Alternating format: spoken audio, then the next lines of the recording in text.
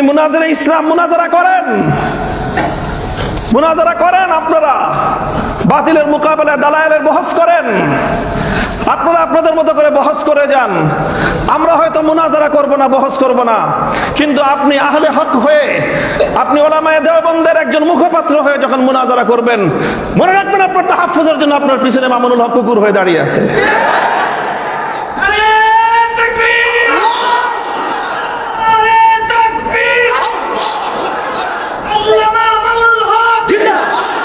এটা হলো আমাদের রাজনীতি, এটা হলো আমাদের রাজনীতির খুব নিগূঢ় রহস্য, মৌলিক কথা। কাজেই আমাকে রাজনীতি করতে হলে, আমাকে লড়াই করতে হলে, আমাকে কখনো সরকারের বিরুদ্ধে লড়তে হয়, কখনো আমাকে আন্তর্জাতিক শক্তির বিরুদ্ধে লড়তে হয়। কাজেই আমাকে আমার রাজপথের একটা শক্তি নিয়ে আমাকে ময়দানে টিকে থাকতে হবে। যদি আপনার পাহারাদার যদি বাড়ির গেটে না থাকে, ঘরের ভিতরে আপনি মূল্যবান সোনাদানা নিয়ে, অনেক মূল্যবান জীবনযাপন নিয়ে, আপনি আপনার পরিবার পরিজন নিয়ে, আপনি আপনার কলিজার টুকরা সন্তানদেরকে নিয়ে আপনি ঘরের মধ্যে নিরাপদ থাকতে পারবেন না। হয়তো আপনার পরিবারের ভিতরে যারা আছেন, ঘরের ভিতরে আপনারা যারা আছেন, তাদের তুলনায় আপনার পাহারাদারের মূল্য অনেক কম হতে পারে, কুকুরটার মূল্য অনেক কম হতে পারে, কিন্তু মনে রাখেন ওই বাড়িতে দরজায় যদি কুকুরটা না থাকে, ঘরের ভিতরে আপনি নিরাপদ থাকতে পারবেন না। আমাদেরকে আঘাত করেন না, আমাদেরকে দুর্বল করে দিয়েন না, নিরাপদ থাকতে পারবেন না ভিতরে আপনারা। আমি তো বললাম আজকে দাঁড়ান, কে আছেন এই দাওয়াতুল মুসলিম গায়রুল মুসলিমিনের মধ্যে দাঈদের পিছনে দাঁড়িয়ে রাষ্ট্রের বিরুদ্ধে লড়াই করার জন্য হিম্মত নিয়ে মাঠে নামবেন? কে আছেন? আসেন, আমরা আসবো। আমি ঘোষণা দিয়ে যাচ্ছি আপনাদের কাছে, এটা নিয়ে যদি সামনে আমাদেরকে আরো বড় কোনো পদক্ষেপ নিতে হয়, যদি সরকারের বিরুদ্ধে এটার জন্য রুখে দাঁড়াতে হয়, আমরা রুখে দাঁড়াবো ইনশাআল্লাহ। কাজে আমাদেরকে দুর্বল করে দিলে আখেরে আমরা সবাই ক্ষতিগ্রস্ত হব। আমার আখেরি কথা, মুহতারাম হাজিরিন, দেখেন এখন একটা রাজনৈতিক বড় ধরনের একটা ইস্যু আছে এখন রাজনীতির। আমাদের বাংলাদেশে, আমাদের এই উপমহাদেশের 250 বছর 1753 সাল থেকে বা 1757 সাল থেকে আজ 2026 সাল, প্রায় 350 বছরের রাজনীতি। আমাদের আকাবের উলামায়ে কেরামের ত্যাগ, কোরবানি, নজরানা, জিহাদ, অনেক রক্ত, অনেক জীবন, এই অনেক কিছুর বিনিময়ে আমাদের বড়দের একটা বড় অর্জন ছিল, সেই অর্জন হলো 1947 সালে মুসলমানদের জন্য আলাদা ভূখণ্ড অর্জন। এমন একটা ভূখণ্ড, যে ভূখণ্ডে ইসলামী নিজাম হবে, নিজামে ইসলাম, শরিয়াতে ইসলাম বাস্তবায়ন হবে। এই অঙ্গীকারের ভিত্তিতে 1947 সালে মুসলমানদের জন্য আলাদা একটা রাষ্ট্রের অভ্যুদয়। এটা হলো আমাদের 350 বছরের আমাদের পূর্বসূরি আকাবের উলামায়ে কেরামের রাজনৈতিক সর্ববৃহৎ অর্জন। আজকের এই মজলিসে কিছুটা নিজের পক্ষ থেকে কিছু বিষয়ে জবানবন্দি দেওয়ার গরজ অনুভব করতেছি। আপনারা জানেন জবানবন্দি কে দেয়, কোথায় দেয়। জবানবন্দি পরিভাষাটা ব্যবহার হয় যখন কোনো ব্যক্তি আদালতের কাঠগড়ায় দাঁড়িয়ে বিচারকের সামনে বক্তব্য দেয়, তখন সেটাকে জবানবন্দি বলা হয়। তো কাজে আমি মনে করি উম্মতের উলামায়ে কেরামের সামনে আমরা যারা কাজ করছি, তাদের কাছে আমাদের জবাবদিহিতা করা, নিজেদের কথার পক্ষে নিজের ওয়াজাহাত ব্যক্ত করা, এটা তাদের দায়িত্ব। সেই জায়গা থেকে আমি জবানবন্দি দিচ্ছি, এবং আমি এই জবানবন্দিটা দেওয়াটা বিশেষ প্রয়োজনও মনে করছি, কারণ এখানে আমার বর্তমান সময়ের দুজন মুরব্বী উপস্থিত রয়েছেন, যাদের কাছে আমি সহস্রাধিক আলেম ওলামার উপস্থিতিতে ঘোষণা করছি মিডিয়ার সামনে যে বর্তমানে আমার নাকের মধ্যে লাগাম লাগানো আছে, এবং আমার সেই লাগাম বিশেষভাবে আমার এই দুই মুরব্বীর হাতে আছেন। একজন আমার আব্বাজান শাইখুল হাদিস রহমতুল্লাহ আলাইহি রফাতের পর আমাদের পারিবারিক অভিভাবক, আমার এদারার অভিভাবক, আমার জিম্মাদার, আমার ব্রাদারে মোহতারাম হযরত আল্লাহ মাওলানা মাহফুজুল হক হাফিজাহুল্লাহ, এবং আরেকজন আমার ইসলাহি মুরব্বী, আমার শাইখ ও মুর্শিদ হযরত দেওয়ানার হযরত হাফিজাহুল্লাহ। আমি অত্যন্ত আস্থা এবং আত্মবিশ্বাসের সাথে বলছি যে আমার এই দুই মুরব্বীর সাথে আমার দীর্ঘদিনের যেই পথ চলা এবং ওনাদের নির্দেশনা পালন করার যেই আত্মবিশ্বাস আমার আছে, সেই জায়গা থেকে আমি মনে করি যে ওনারা আমার দায়িত্ব গ্রহণ করতে ওনারা ইতস্তত বোধ করবেন না, এবং ওনারা আমাকে ওনাদের এতাআতকারী, ওনাদের আনুগত্যশীল একজন অনুগত ছোট ভাই এবং মুরিদ হিসাবে পাবেন, এই আত্মবিশ্বাস ওনাদের থাকার কথা। কাজেই আমি আমার এই দুই মুরব্বী, আরেকজন আজকের মজলিসে ছিলেন আমাদের ওস্তাদ সমতুল্য হযরত মাওলানা শেখ লিয়াকত আলী হাফিজাহুল্লাহ, যিনি বাংলাদেশের চিন্তাশীল আলেম ওলামাদের বর্তমানে একজন একেবারেই নক্ষত্রতুল্য ব্যক্তিত্ব। আপনারা অনেকেই জানেন মাদ্রাসা দারুর রাশাদের অন্যতম স্বপ্নদ্রষ্টা, আমাদের জামিয়া রহমানিয়া আরাবিয়ার দীর্ঘ প্রায় 20 শতাব্দীর যিনি মুহাদ্দিস, তিরমিজি শরীফের হাদিস পড়ান শাইখুল হাদিস আল্লামা আজিজুল হক রহমতুল্লাহ আলাইহির অন্যতম ইলমি ওয়ারিস আল্লামা লিয়াকত আলী হাফিজাহুল্লাহ। আমি প্রথমেই কথা বলে দিচ্ছি, এবং আজকের এই বক্তব্যের মাধ্যমে গোটা জাতির কাছে আমার এই বক্তব্য, আমার যে কোনো কাজের ব্যাপারে, আমার যে কোনো কর্মের ব্যাপারে যে কেউ যদি মনে করেন যে এই ব্যাপারে কোনো অভিযোগ থাকতে পারে, আপত্তি থাকতে পারে, আর যদি আমার ব্যাপারে আস্থা না হয় যে আমি হয়তো আপনাদের অভিযোগ আপত্তি আমলে নিব না, আমার এই তিন মুরব্বীকে বলেন, উপস্থিত দুই মুরব্বী আছেন, সাথে লিয়াকত আলী সাহেব হুজুরকে আমি যুক্ত করে দিলাম। আমার সাথে কথা বলতে হবে না, ওনারা তিনজন বসে যদি আমার ব্যাপারে যে কোনো ফয়সালা প্রদান করেন, আমি ওনাদের সেই আনুগত্য মেনে নিতে একচুল পরিমাণ কুণ্ঠিত হব না। আলহামদুলিল্লাহ। মোহতারাম হযরত উলামায়ে কেরাম, আজকে আকীদার হেফাজত বিষয় নিয়ে আলোচনা।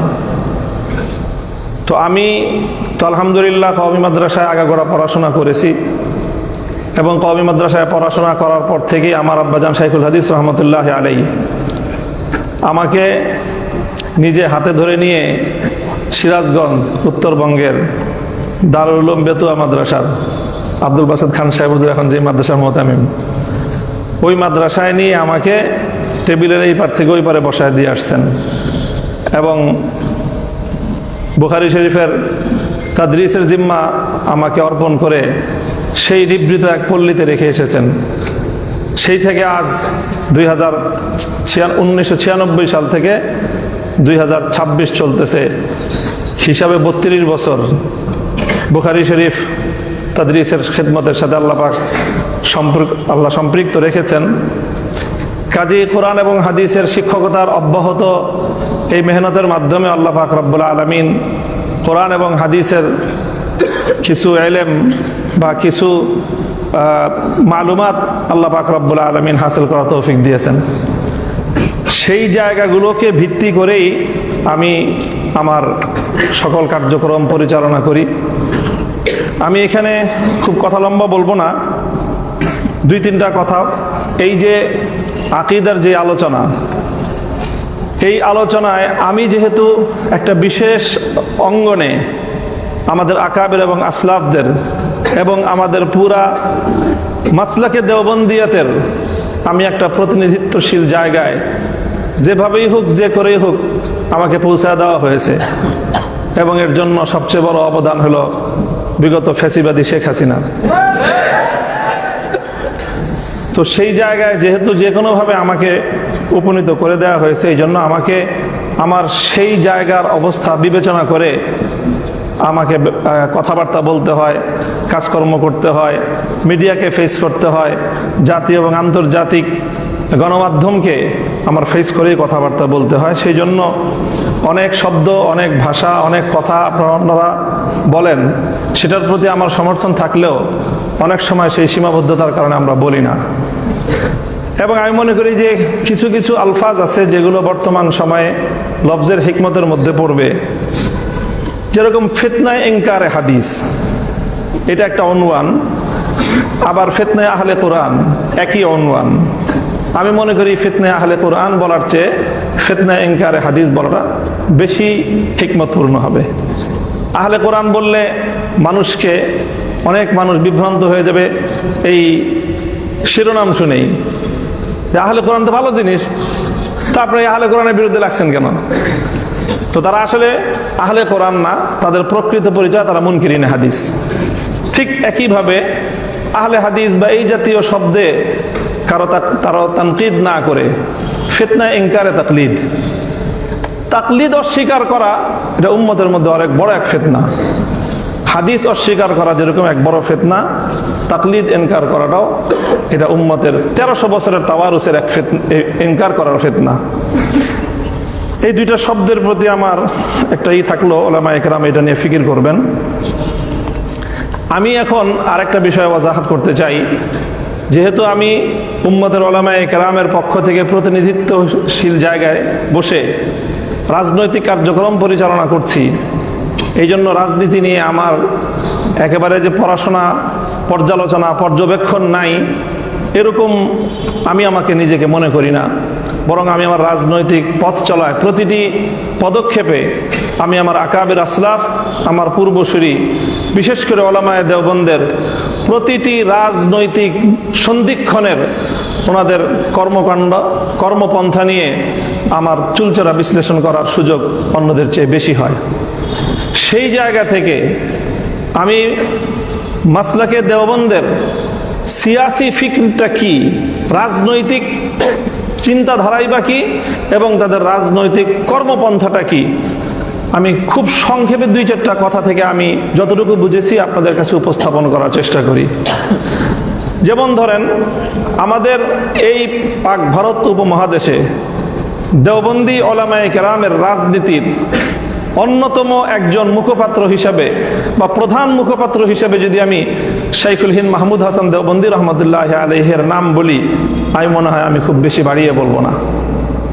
আমাদের জামিয়া রহমানিয়া আরাবিয়ায় শাইখুল হাদিস আল্লামা আজিজুল হক রহমতুল্লাহ আলাইহির সাথে আমাদের আরো কিছু উস্তাদদের, আসাতিজায়ে কেরামের সিয়াসি কিছু বিষয় নিয়ে ইখতিলাফ হইতো, যার অন্যতম একজন ছিলেন আমাদের উস্তাদে মোহতারাম হযরতুল আল্লাম শাইখুল হাদিস হযরত মাওলানা মুফতি মনসুরুল হক হাফিজাহুল্লাহ তাআলা। শাইখের সাথে যখন ইখতিলাফ হতো, কিছু বিষয় নিয়ে ইখতিলাফ তো ছিলই, তো সেখানে বারবার হাকিমুল উম্মাত থানভী রহমতুল্লাহ আলাইহির নাম আলোচনায় আসতো। তো হযরত শাইখুল হাদিস রহমতুল্লাহ আলাইহি তখন কোন এক প্রসঙ্গে আমাদেরকে একটা কথা বলেছিলেন, যে আমাদের দেওবন্দি উলামায়ে কেরামের মধ্যে, আকাবিরিনদের মধ্যে হযরত থানভী রহমতুল্লাহ আলাইহি এবং হযরত হুসাইন আহমদ মাদানী রহমতুল্লাহ আলাইহির মধ্যে সিয়াসি ফিকির নিয়ে কিছু ইখতিলাফ ছিল। তো আমরা আমাদের এই দোনো আকাবিরকে সিয়াসতের ক্ষেত্রে ওনাদেরকে মুক্তাদা এবং ইমাম মেনে আমরা ওনাদের যে শায়েখ মাজমাউল বাহরাইন, যেটা যেখান থেকে মাদানীও আসছে, থানভীও আসছে, শাইখুল হিন্দ মাহমুদ হাসান দেওবন্দি রহমতুল্লাহ আলাইহির সিয়াসি ফিকিরকে আমরা ধারণ করি।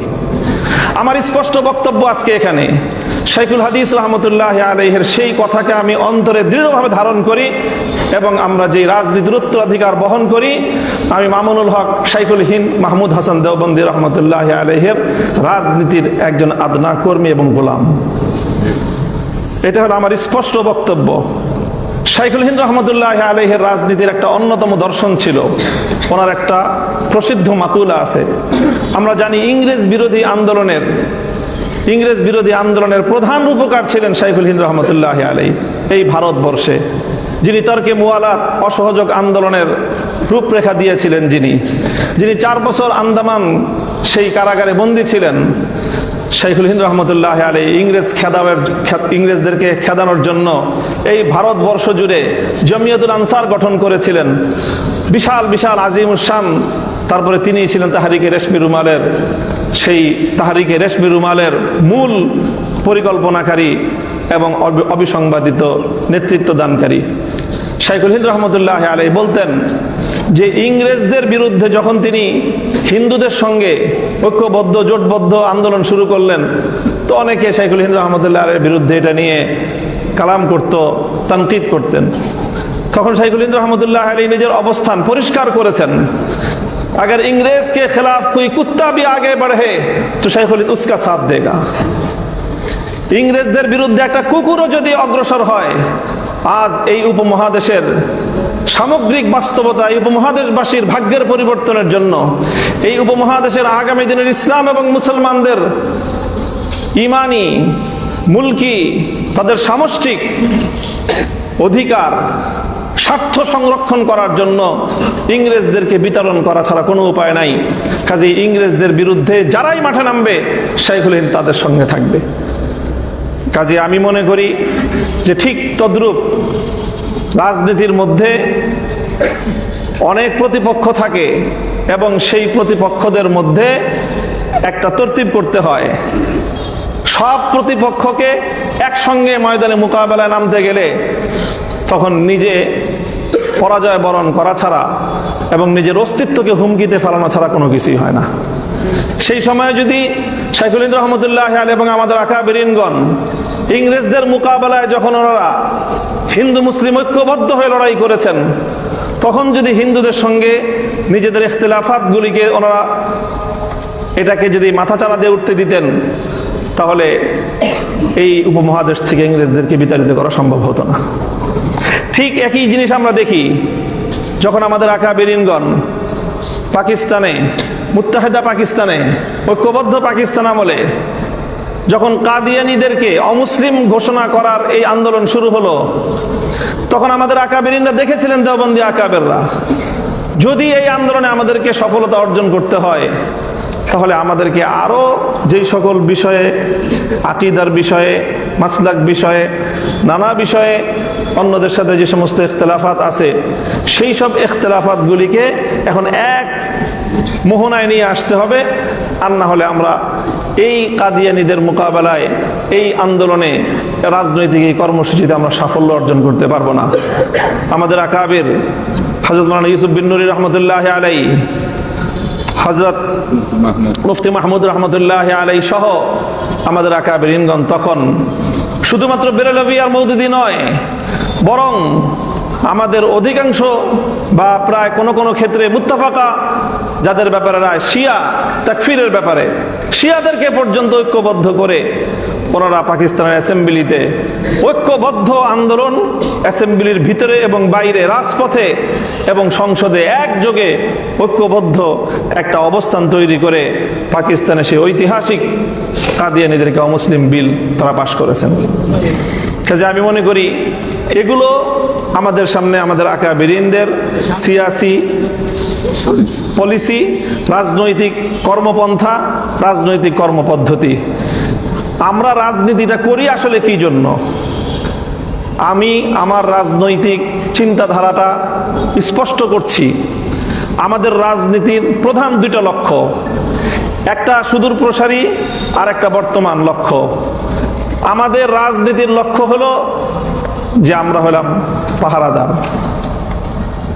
আমরা পাহারাদার।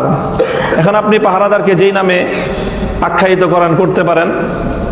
বাড়ির সামনে পাহারাদার থাকে, আপনার চৌকিদারও পাহারাদারি করে, দারোয়ানও পাহারাদারি করে, একটা কুকুর থাকে, সেও পাহারাদারি করে। আপনি আমাকে চৌকিদার মনে করতে পারেন, দারোয়ান মনে করতে পারেন, অথবা ওলামায়ে দেওবন্দের দ্বীনি সকল কাজের একটা কুকুর পাহারাদার মনে করতে পারেন। সেটা আমার কোনো বিষয় আসে যায় না। আমি যে রাজনীতি করি, আমার সেই রাজনীতির মূল লক্ষ্য এবং উদ্দেশ্য হলো আমাদের আকাবির এবং আসলাফ ওলামায়ে দেওবন্দ এই উপমহাদেশ জুড়ে দ্বীনের যে সমস্ত হামাগির খিদমত এবং কর্মকাণ্ড আঞ্জাম দিচ্ছেন, সেই কর্মকাণ্ডগুলিকে একটা কুকুর হিসেবে পাহারাদারি করাই হলো আমার রাজনীতি। পরিষ্কার আমার বক্তব্য এটা। আমরা রাজনীতি করি এই জন্য যেন আমাদের খানকাহগুলিতে আমাদের মাশায়েখরা বসে ওখানে তারা যেন নিরাপদে ওনারা যেন ইসলাহ এবং তাজকিয়ার কাজ করতে পারেন। আমরা রাজনীতি করি এই জন্য যেন আমাদের দাওয়াতের কাফেলাগুলো তারা দাওয়াতের মেহনত নিয়ে প্রত্যেকটা জায়গায় জায়গায় ছড়িয়ে পড়তে পারেন। আজ জানেন বাংলাদেশে, এই বাংলাদেশে 99% মুসলমানদের বাংলাদেশে দাওয়াতুল ইসলাম ইলা গায়রিল মুসলিমিন, গায়রে মুসলিমদের কাছে যারা দাওয়াত নিয়ে যেত সেই দাওয়াতের মেহনত আজ কতটা ঝুঁকির মুখে, যারা সেই দাওয়াত দেয় তারা আজকে কতটা হুমকির মুখে, রাষ্ট্রীয় হুমকির মুখে, আন্তর্জাতিক হুমকির মুখে। এই সকল দায়ীদেরকে নিরাপত্তা দেওয়া এবং তাদের পাশে দাঁড়ানো, কণ্ঠ উচ্চারিত করে তাদের জন্য সিনা টান করে ময়দানে দাঁড়িয়ে যাওয়াই হলো আমাদের রাজনীতি। এবং আমি করব সেটা ইনশাআল্লাহ, সেটা করব ইনশাআল্লাহ। আমি শেখ কালিম সিদ্দিকী হাফিজাহুল্লাহর একজন শাগরিদ। আমি ভারত গিয়েছি শুধুমাত্র হযরতের সোহবত উঠানোর জন্য, দেখার জন্য যে হযরত সেই ভারতে থেকে কিভাবে সেখানে গায়রে মুসলিমদের মধ্যে দ্বীনের দাওয়াত দিচ্ছেন। আজ জানেন কালিম সিদ্দিকী হাফিজাহুল্লাহ আজকে ভারতের কারাগারে বন্দী। ওনার বিরুদ্ধে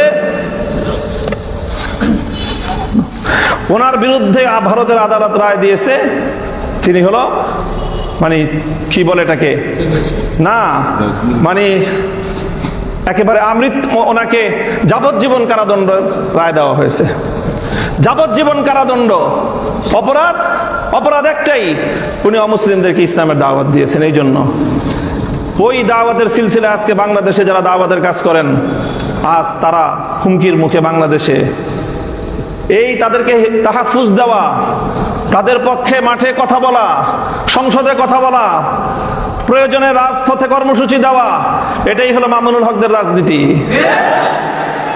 আমি হয়তো দাওয়াত নিয়ে যাব না, আমি হয়তো দাওয়াত নিয়ে সরাসরি নিজে যাব না, কিন্তু আমি বলবো আমার কালেমার দাওয়াত নিয়ে যারা যাবে পাহাড়ি অঞ্চলে, সেই গারো অঞ্চলে, সেই মুসলমানদের দুর্বলতার, মুসলমানদের দারিদ্র্যের সুযোগ নিয়ে যে খ্রিস্টান মিশনারিরা, যে সকল বিধর্মীরা, কাদিয়ানিরা মুসলমানদের ইসলামকে, ইমানকে খরিদ করে নিবে, ইমান হারা করবে, সেই সকল মুসলমানদেরকে বুঝিয়ে শুনিয়ে আবার ইসলামের পতাকার নিচে, ইসলামের শামিয়ানার নিচে ফিরিয়ে আনার জন্য যারা মেহনত করবে, দাওয়াত দিবে, তাদের সেই দাওয়াতকে তোমরা প্রতিহত করবা।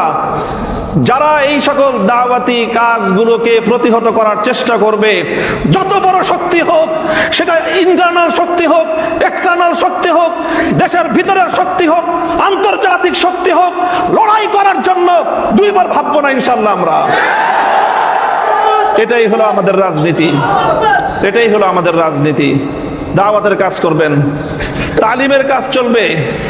মাদ্রাসাগুলো তাদের স্বকীয়তার উপর ভিত্তি করে আকাবির এবং আসলাফদের তর্জ তরিকার উপর তালিম চলবে, তালিমের মেহনত চলবে।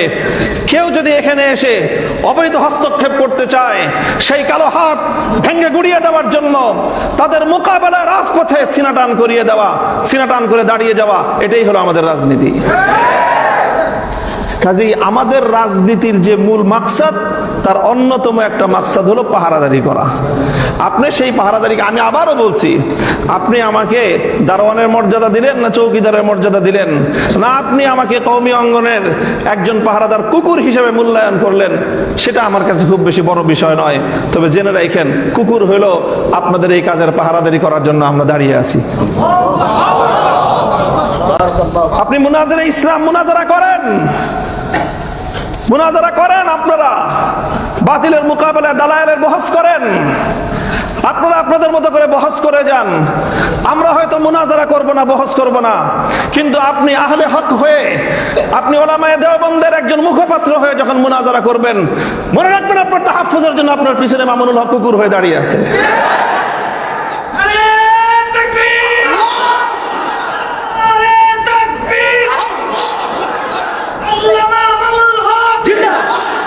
এটা হলো আমাদের রাজনীতি, এটা হলো আমাদের রাজনীতির খুব নিগুড় রহস্য, মৌলিক কথা। কাজেই আমাকে এই রাজনীতি করতে হলে, আমাকে লড়াই করতে হলে, আমাকে কখনো সরকারের বিরুদ্ধে লড়তে হয়, কখনো আমাকে আন্তর্জাতিক শক্তির বিরুদ্ধে লড়তে হয়। কাজেই আমাকে আমার রাজপথের একটা শক্তি নিয়ে আমাকে ময়দানে টিকে থাকতে হবে। যদি আপনার পাহারাদার যদি বাড়ির গেটে না থাকে, ঘরের ভিতরে আপনি মূল্যবান সোনাদানা নিয়ে, অনেক মূল্যবান জীবনযাপন নিয়ে, আপনি আপনার পরিবার পরিজন নিয়ে, আপনি আপনার কলিজার টুকরা সন্তানদেরকে নিয়ে আপনি ঘরের মধ্যে নিরাপদ থাকতে পারবেন না। হয়তো আপনার পরিবারের ভিতরে যারা আছেন, ঘরের ভিতরে আপনারা যারা আছেন, তাদের তুলনায় আপনার পাহারাদারের মূল্য অনেক কম হতে পারে, কুকুরটার মূল্য অনেক কম হতে পারে, কিন্তু মনে রাখেন ওই বাড়িতে দরজায় যদি কুকুরটা না থাকে, ঘরের ভিতরে আপনি নিরাপদ থাকতে পারবেন না। আমাদেরকে আঘাত করেন না, আমাদেরকে দুর্বল করে দিয়েন না। নিরাপদ থাকতে পারবেন না ভিতরে আপনারা। আমি তো বললাম আজকে দাঁড়ান, কে আছেন এই দাওয়াতুল মুসলিম গায়রুল মুসলিমিনের মধ্যে দায়ীদের পিছনে দাঁড়িয়ে রাষ্ট্রের বিরুদ্ধে লড়াই করার জন্য হিম্মত নিয়ে মাঠে নামবেন? কে আছেন? আসেন, আমরা আসবো। আমি ঘোষণা দিয়ে যাচ্ছি আপনাদের কাছে, এটা নিয়ে যদি সামনে আমাদেরকে আরো বড় কোনো পদক্ষেপ নিতে হয়, যদি সরকারের বিরুদ্ধে এটার জন্য রুখে দাঁড়াতে হয়, আমরা রুখে দাঁড়াবো ইনশাআল্লাহ। কাজে আমাদেরকে দুর্বল করে দিলে আখেরে আমরা সবাই ক্ষতিগ্রস্ত হব। আমার আখেরি কথা, মুহতারাম হাজিরিন, দেখেন এখন একটা রাজনৈতিক বড় ধরনের একটা ইস্যু আছে এখন রাজনীতির। আমাদের বাংলাদেশে, আমাদের এই উপমহাদেশের 250 বছর 1753 সাল থেকে বা 1757 সাল থেকে আজ 2026 সাল, প্রায় 350 বছরের রাজনীতি। আমাদের আকাবের উলামায়ে কেরামের ত্যাগ, কোরবানি, নজরানা, জিহাদ, অনেক রক্ত, অনেক জীবন, এই অনেক কিছুর বিনিময়ে আমাদের বড়দের একটা বড় অর্জন ছিল,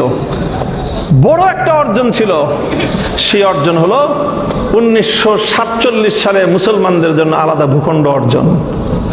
এমন একটা ভূখণ্ড, যে ভূখণ্ডে ইসলামী নিজাম হবে, নিজামে ইসলাম, শরিয়াতে ইসলাম বাস্তবায়ন হবে। এই অঙ্গীকারের ভিত্তিতে 1947 সালে মুসলমানদের জন্য আলাদা একটা রাষ্ট্রের অভ্যুদয়। এটা হলো আমাদের 350 বছরের আমাদের পূর্বসূরি আকাবের উলামায়ে কেরামের রাজনৈতিক সর্ববৃহৎ অর্জন। এটা আমার পর্যবেক্ষণ, অন্য কেউ দ্বিমত করতে পারেন। সেই 47-এর বিষয় নিয়ে আমাদের মহান দুই আকাবিরের মধ্যে নজরিয়াতি ইখতিলাফ ছিল। হযরত মাদানী রহমতুল্লাহ আলাইহি তখন ভারতবর্ষ জুড়ে মুসলমানদের নিরাপত্তার স্বার্থে তিনি ওইভাবে দেশটার বিভক্তি চান নাই, এই কথা সব আমরা জানি। কিন্তু যখন দেশ বিভক্ত হয়ে গিয়েছে, তখন হযরত মাদানী রহমতুল্লাহ আলাইহির মাওকিফ এটাই ছিল যে ঝগড়াঝাটি করে 2 মসজিদ বানানো ঠিক না, কিন্তু যদি মসজিদ 2টা হয়ে যায়, তখন কি করবেন? দোনো মসজিদকে আবাদ করা, দোনো মসজিদের মধ্যে নামাজ কায়েম রাখা, এটাই হলো মুসলমানদের দায়িত্ব। হযরত মাদানী রাহমাতুল্লাহর কথা এটাই ছিল। 47-এর পরে মুসলমানদের জন্য যখন আলাদা আবাসভূমি হয়ে গেছে, এখন সর্বশক্তি নিয়োগ করে ওই মুসলমানদের দেশে কিভাবে ইসলাম কায়েম করা যায়, কিভাবে নিজামে ইসলাম বাস্তবায়ন করা যায়, সেটাই থানভী রহমতুল্লাহ আলাইহির অনুসারীদেরও মেহনত, সেটা মাদানী রহমতুল্লাহর শাগরিদদের অভিন্ন মেহনত। 47-এর পরে আর কোনো ইখতিলাফ নাই। আমাদের এই অর্জন 47-এর, মুসলমানদের জন্য ইসলামের নামে আলাদা ভূখণ্ড হবে, সেই অর্জনকে 1972-এর ভারতীয় আধিপত্যবাদ দিয়ে সেটাকে গলা টিপে হত্যা করার চেষ্টা করা হয়েছিল বিগত 54 বছর পর্যন্ত। 1972 থেকে 2024 সাল পর্যন্ত 47-এর কথা কেউ বলতে পারতো না। 47 এটা একটা বাংলাদেশে নিষিদ্ধ বিষয় হয়ে দাঁড়িয়েছিল। এই 2024-এর বিপ্লবের পর সর্বপ্রথম যে আওয়াজ উচ্চারিত হলো, এটার জন্য আমি জুলাই যোদ্ধাদেরকে শ্রদ্ধা করি, ভালোবাসি, স্নেহ করি, মমতা করি, তাদের পক্ষ হয়ে আমি লড়াই করি। কারণ তারা সর্বপ্রথম এই আওয়াজ আবার নতুন করে বাংলাদেশের মাটিতে উত্থাপন করেছে। আগামীর বাংলাদেশ হবে 47, 71 এবং 24-এর ভিত্তিতে।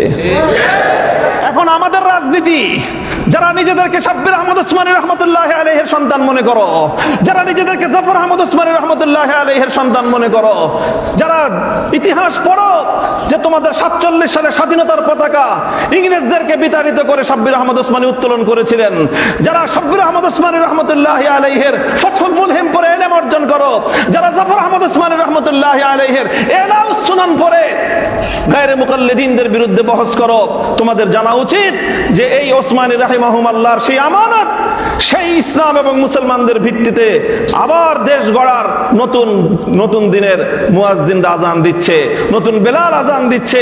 এই আজানে যদি আমরা সাড়া দিতে না পারি, ইতিহাসের দায় থেকে আমরা মুক্ত হতে পারবো না। কাজেই 47-এর ভিত্তিতে নতুন বাংলাদেশ গড়বার যে আন্দোলন, এটা মৌলানা মওদুদী সাহেব এবং তার অনুসারীদের আন্দোলন না। কারণ 47 সালে মৌলানা মওদুদী সাহেব এই দেশ বিভক্তির পক্ষে ছিলেন না। তিনি মুসলমানদের জন্য আলাদা আবাসভূমি চান নাই, পরিষ্কার কথা। এটা চেয়েছিলেন সাব্বির আহমদ উসমানী, এটা চেয়েছিলেন মুফতি শফি ওসমানী রহমতুল্লাহ আলাইহি, মুফতি আজম মুফতি শফি রহমতুল্লাহ আলাইহি, এটা চেয়েছিলেন সৈয়দ সুলাইমান নদভী রহমতুল্লাহ আলাইহি, এটা চেয়েছিলেন জাফর আহমদ উসমানী রহমতুল্লাহ আলাইহি, এটা চেয়েছিলেন শামসুল হক ফরিদপুরি রহমতুল্লাহ আলাইহি, এটা চেয়েছিলেন আতহার আলী রহমতুল্লাহ আলাইহি, এটা চেয়েছিলেন এই দেশের উলামায়ে কেরাম এবং দেওবন্দি উলামায়ে কেরাম। কাজেই 47-এর ভিত্তিতে আগামীর বাংলাদেশ গড়বার জন্য এখন আমাদেরকে জুলাই রক্ষা করতে হবে। কারণ জুলাইয়ের হাত ধরে 47 আবার প্রাসঙ্গিক হয়েছে। এখন যদি জুলাই হাতছাড়া হয়ে যায়, 47 আবার হাতছাড়া হয়ে যাবে। কাজেই হে আমার কওমের সন্তানেরা, আমি তোমাদেরকে বলতে চাই, ডাক দিয়ে যাই, আমাদের পূর্বপুরুষরা, আর আমার একটু বেশি আবেগ এই জন্য, কারণ সাব্বির আহমদ উসমানী, জাফর আহমদ উসমানী তারা দুজন আমার সরাসরি দাদা ওস্তাদ। শাইখুল হাদিস রহমতুল্লাহ আলাইহির বুখারীর দুইজন ওস্তাদ, একজন জাফর আহমদ উসমানী রহমতুল্লাহ আলাইহি, আরেকজন সাব্বির আহমদ উসমানী রহমতুল্লাহ আলাইহি। এটাকে শুধু আমরা আমাদের রাজনৈতিক বিরাসত মনে করি না, এটা আমরা আমাদের দ্বীনি বিরাসত মনে করি, ইলমি বিরাসত মনে করি, দ্বীনি আমানত মনে করি। এই বাংলাদেশের মাটিতে আবার নতুন করে এইভাবে 47-এর চেতনার ভিত্তিতে দিল্লির গোলামীর জিঞ্জির ছিন্ন করে ইসলাম এবং মুসলিম জাতিসত্তার ভিত্তিতে নতুন দেশ গড়বার এই আওয়াজ যেটা উঠেছে, এই আওয়াজকে পূর্ণতা পর্যন্ত পৌঁছে দেওয়া, এটাই হলো আমাদের রাজনীতি। আমি আমার কথা আর দীর্ঘায়িত করছি না, সকলের কাছে মাপ চাই, অনেক বেশি কথা বলে ফেলেছি। আমি আবার আমার ওই কথা পুনরাবৃত্তি করছি যে ইনশাআল্লাহ আমি আমার মুরব্বীদের সামনে নিজেকে সর্বান্তকরণে সুপর্দ করে দিয়ে আমার ব্যাপারে যে কোনো অভিযোগ, যে কোনো কথা, যে কোনো প্রশ্ন থাকলে ওনাদের সাথে কথা বলেন। যদি আমার সাথে কথা বলতে না পারেন, ওনারা মুত্তাফাকা হয়ে যে ফয়সালা দিবেন, সেই ফয়সালার যদি বাইরে এক কদম আমি ফেলি মামুনুল হক, তাহলে সেই দিন আপনারা আমাকে সবাই আমার আনুগত্য পরিহার করবেন।